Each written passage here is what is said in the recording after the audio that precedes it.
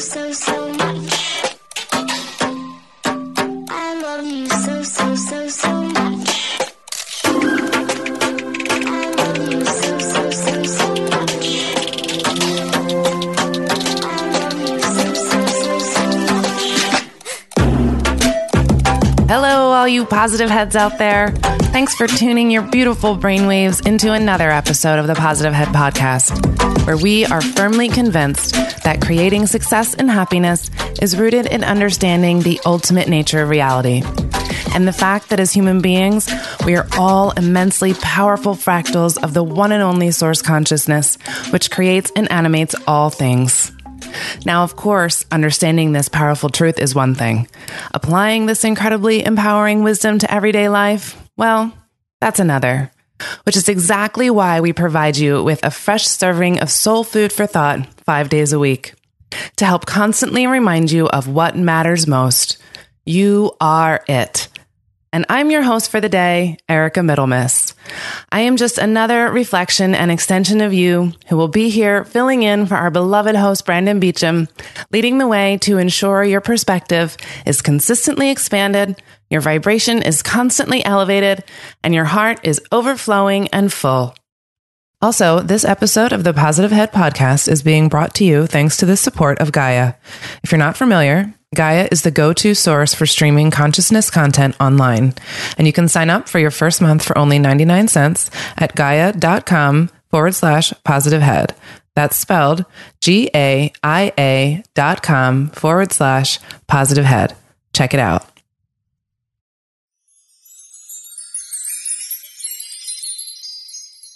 All right, all you positive heads, welcome back. Thank you for joining me today. It's another magical Monday. I hope you all enjoyed your weekends. I know it's been a little different out there. You know, astrologically, there are some energetics going on affecting us emotionally. The world is certainly polarizing at the moment, and lots going on there. So it's a time when, life's a little trying. It certainly is for me. I don't know about you guys, but when life gets a little trying, I always think about, okay, let's think about staying in the vortex. How do I maintain my alignment in times when it's difficult? So that's what I thought we would talk about today. But before I do, I'd like to get into reading a review. And I don't think Brandon has read one in a while. So I'm going to dip back in and see what we have here today. Y'all know how much we love these because it helps new listeners find us. And, it definitely fuels the fire to keep doing this on a daily basis. Because when we know that one single person can be helped with any of the work that we're putting in, then it makes all of it worth it. So thank you for all of you who have written in. Thank you to all of you who are going to. And thank you today to ADC in WDC, who wrote this review called Positivity and Fresh Perspectives for Regular People.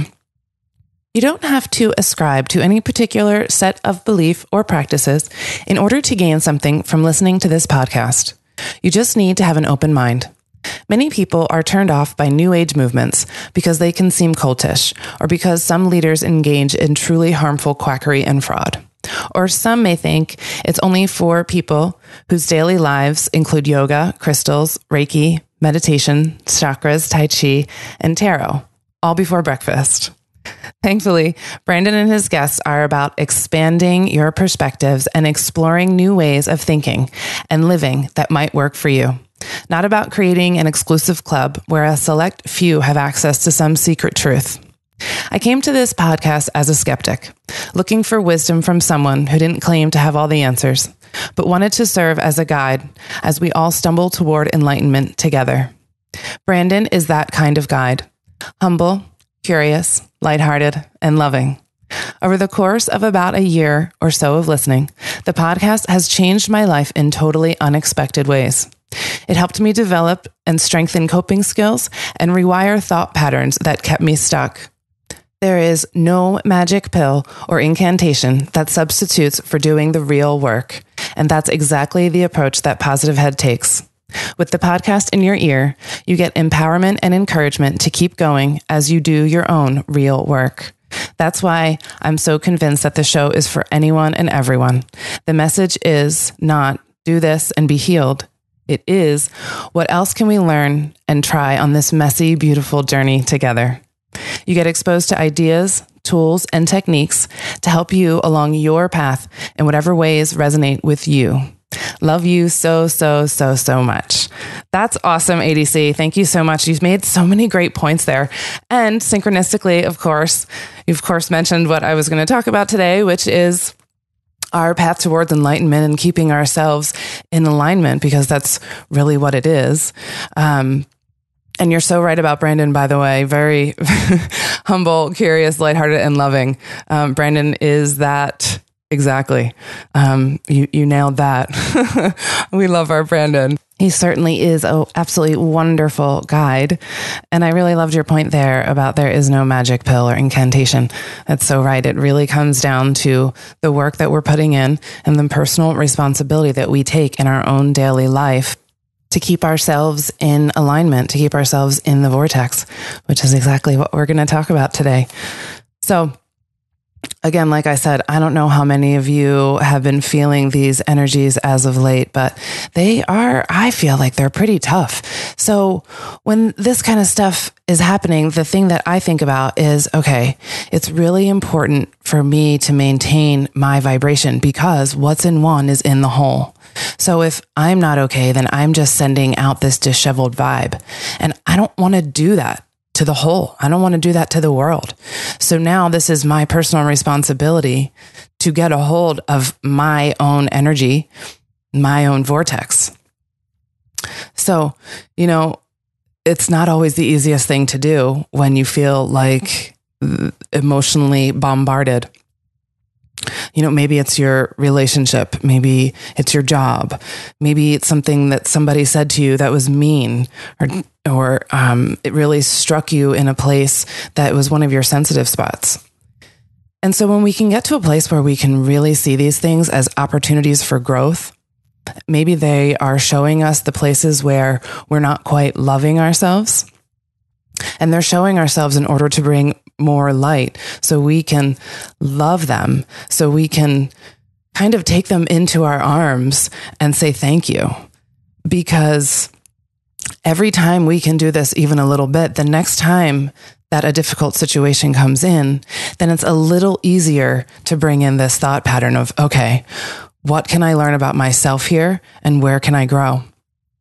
So, the more we learn and the more we do and the more we practice, I think that the easier this gets, although it's never super easy. I had a client that under hypnosis one time that said about the game of life, we didn't say this game was easy. They said, so it's a game, but it's not a fun game. It's not an easy game at all.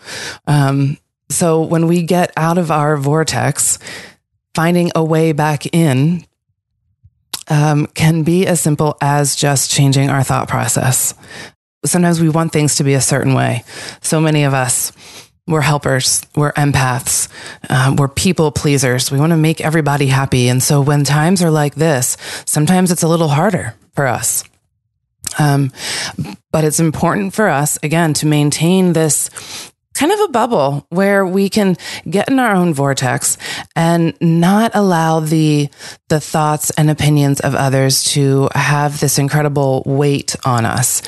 So we can maintain our vibration to affect this whole in a more conducive manner. Did you ever see the tarot card, the devil card?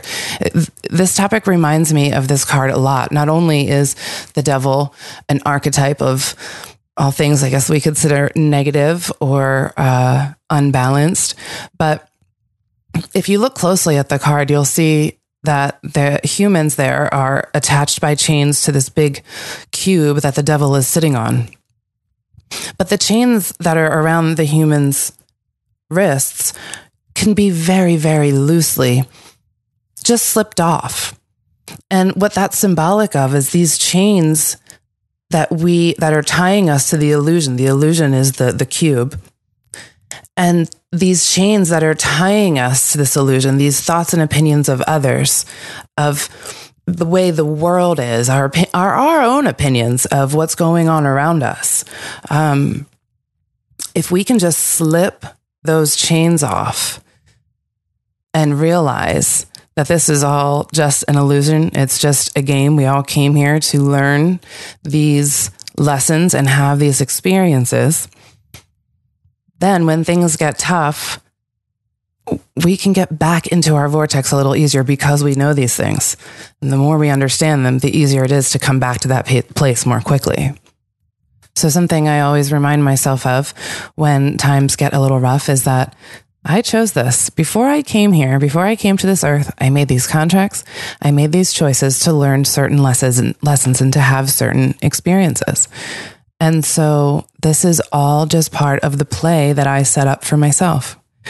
I'm going to read a little bit of Dolores Cannon's book, The Convoluted Universe, book 4, just a really quick excerpt out of a chapter called So-Called Bad Lives. And this is her summing up this chapter, talking about what happens when we prepare to incarnate here on earth. No matter how beautiful it is over there, how much you would love to stay there, you cannot, as long as there are unpaid debts or karma. You have discussions with the souls you were involved with during the last life and make your plan. We didn't do such a good job last time. Let's go back and do it again. This time, you be the husband, I'll be the wife. Or, you be the mother, I'll be the child. You can switch roles around any way you want. Remember, life is just a play, a game, an illusion. When we're involved in it, it seems so real. But we are only wearing a costume, a suit of clothes, to play that certain part. You are the producer, director, actor, and script writer of your own drama. And because the script is written as the play proceeds, it can be rewritten and changed at any time. You have complete control of what happens in your life once you realize this. So you make your plan of what you hope to accomplish when you return to the Earth School. You make your contracts with other people as to which roles they will play so you can get rid of any leftover karma. It seems so easy when you are on the spirit side and conferring with the masters. But when you get back on the wheel of karma, because this is a planet of free will, everyone else has their own plan and agenda, and often these will cause conflict. Plus, to make it doubly hard, when you come back, the veil comes down and you forget. You forget your plan. You forget your contracts. You forget it is only a school. You forget it is only a game.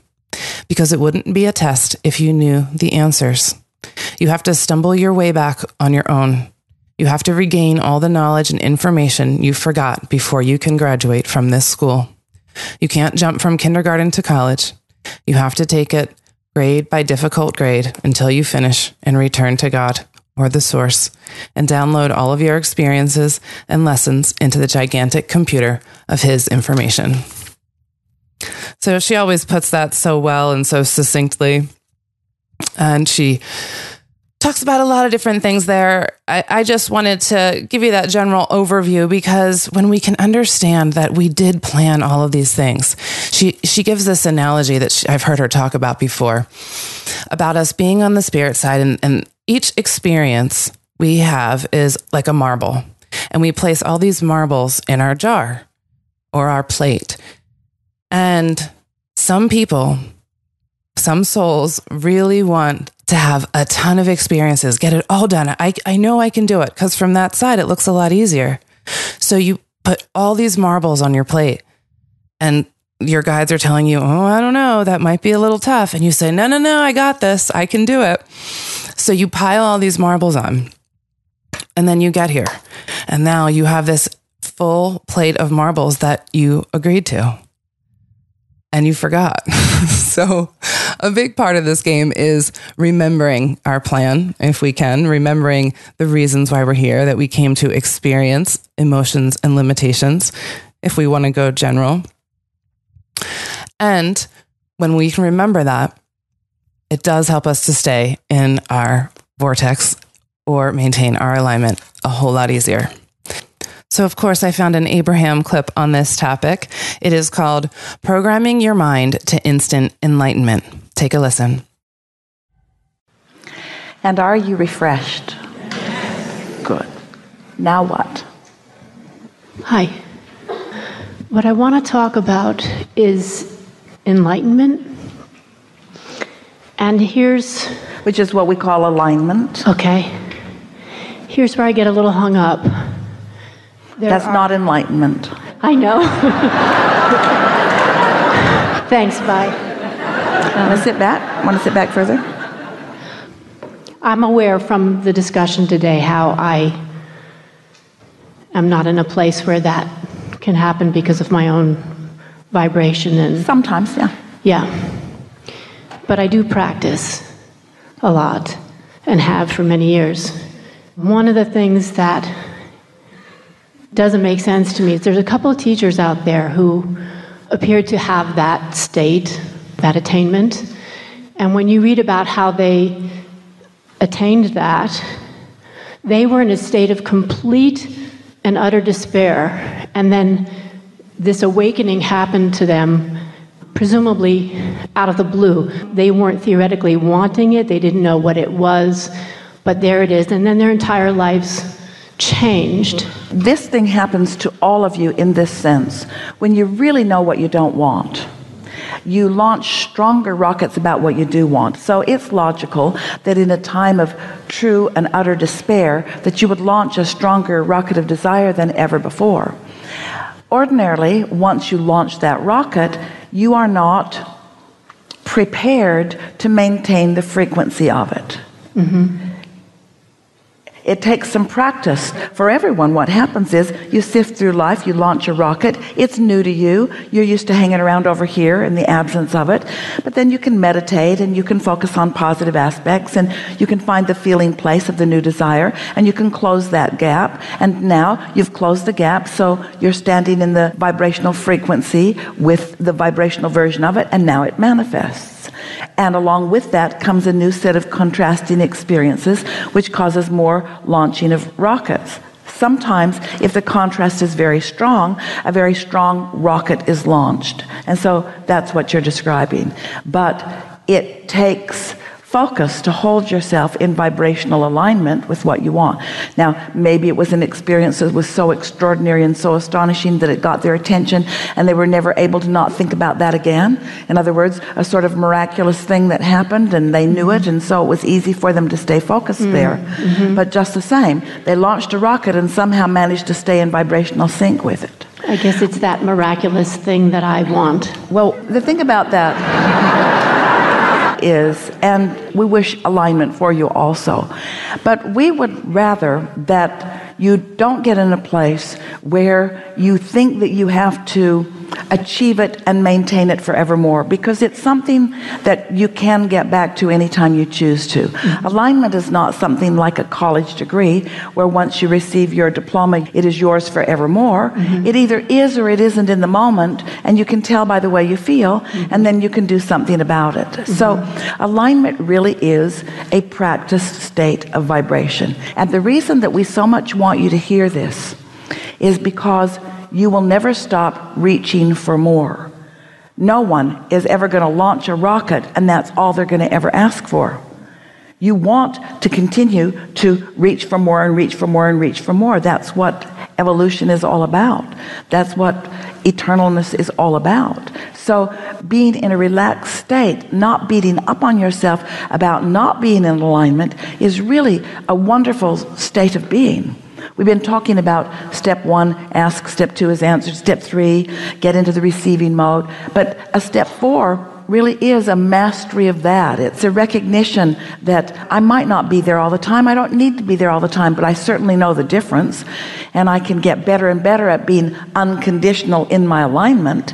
When you finally reach the place that you don't need a condition to be a certain way before you accomplish alignment, you've really got a good thing going. Right. Because now you can be stable under any and all conditions. And before you know it, you have achieved mastery of your alignment. And then you get into a place, someone talked us into calling this step 5 the other day, and we think it's a good idea. You get to this place where you actually realize that contrast does serve you.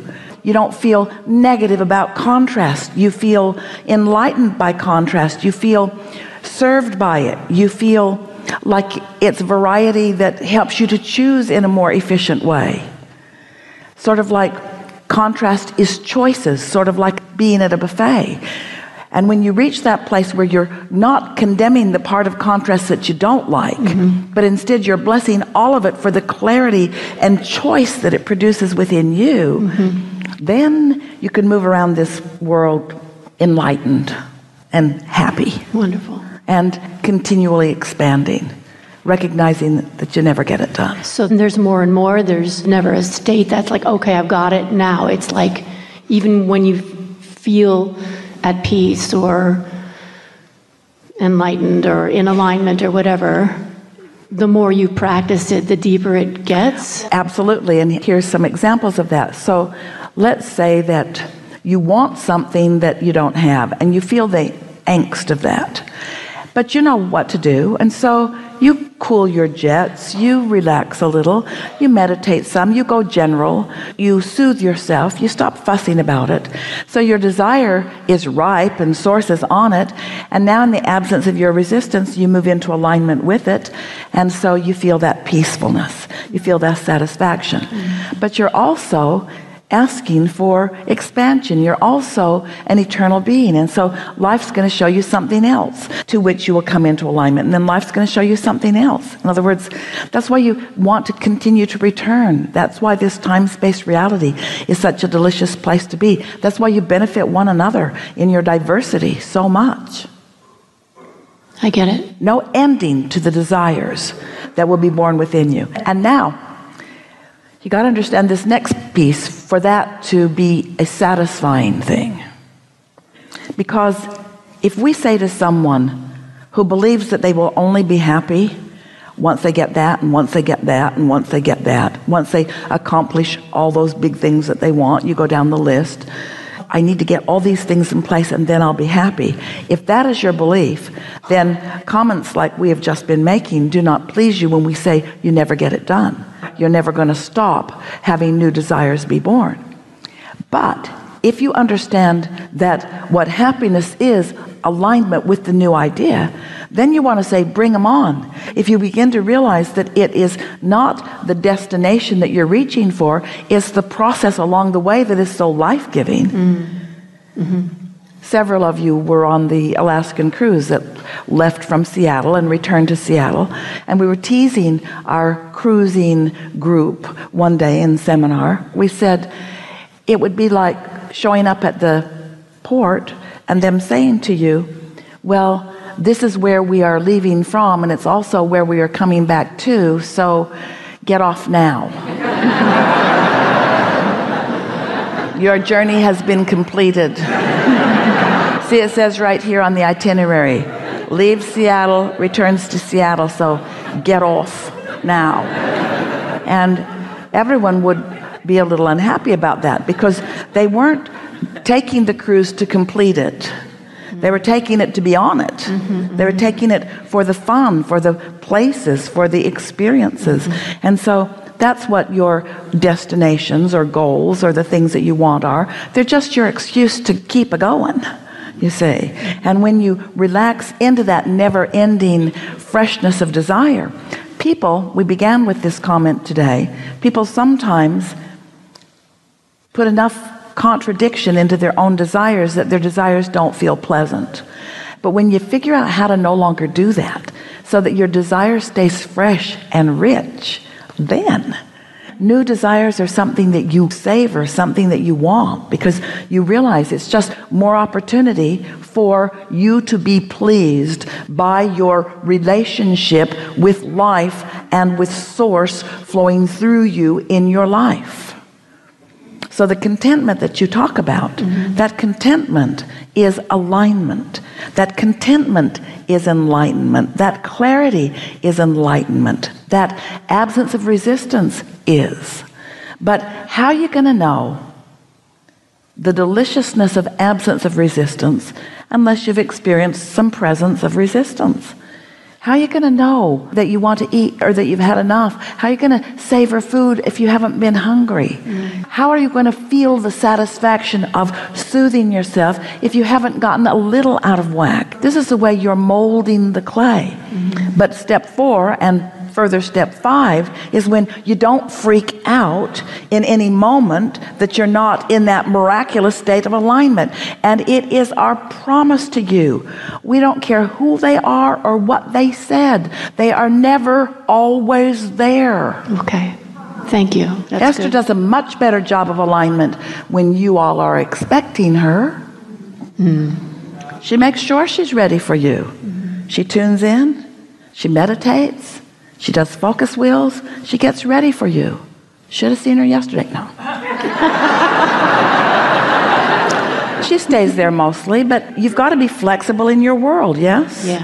And there is no one holding you to a standard. There's no one saying, you're not in alignment, we're done with you. In fact, the reason you feel negative emotion is because we are never done with you. If your source would let loose of you when you were feeling negative emotion, your negative emotion would go away immediately. Because your negative emotion is your indicator that you're not where source is vibrationally. So every time you feel bad, say to yourself, good, source is still with me. It's worth a try. Source must really care. Source must be focused. Source must see this differently than I'm seeing it. Source must know something that I'm not letting myself know right now. Wonder what it is. As you start looking, you'll find it. Good. Enough? Yep. Really good. Thank you.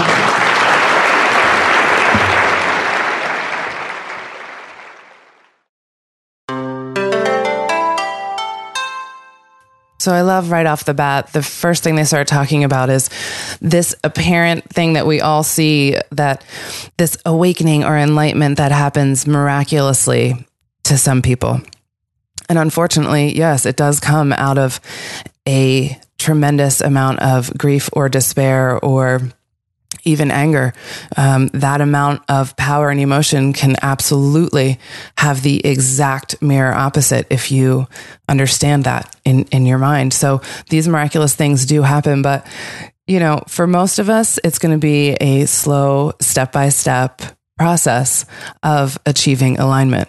And that's okay, because she talked about this is a journey anyway. We can just be in this moment and be comfortable in that, releasing any resistance to not being in alignment. And that in and of itself makes it easier. So we can't always have this miraculous thing happen to us. And when we do achieve it, it's something that we are not necessarily going to maintain all the time, high vibe forever, because life has its ebbs and its flows. And that's good, because if it didn't, then we wouldn't understand what it feels like to be in alignment or out of alignment. We really wouldn't know how glorious it feels to be in alignment if we didn't have that contrast. So when we're not beating ourselves up about not being in alignment, that is a wonderful state of being, just simply not beating ourselves up. I like the steps that she gave. Step 1, ask. Always ask, right? Like, never forget to ask for help. Ask your guides, even if it's just asking your family and friends around you if you need help and times are tough. That's okay to ask for help. Step 2, answer. Step 3, get into the receiving mode, which for me, I like to think of as acceptance.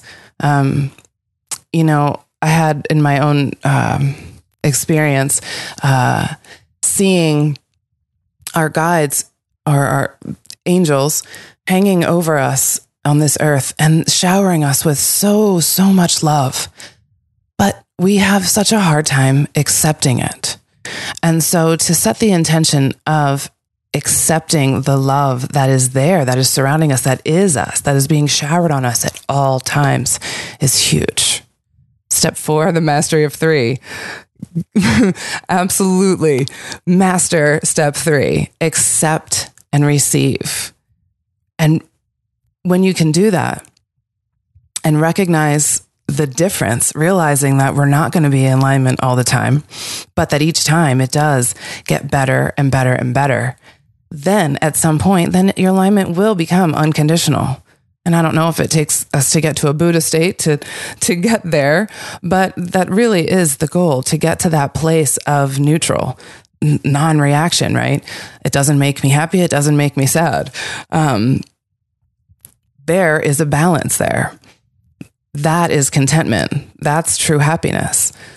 So, and then step 5, realizing that contrast serves you. This is what helps to enlighten us. This is what helps us to make choices, because the contrast is in the choices. And I love that point she said about going to the buffet and not condemning the things that you don't like, but blessing all of it for being there. So imagine that, in life, never condemning the things we don't like and seeing only the love and beauty and gratitude in everything that is. So the more we practice this, absolutely, the deeper it gets. And it takes practice.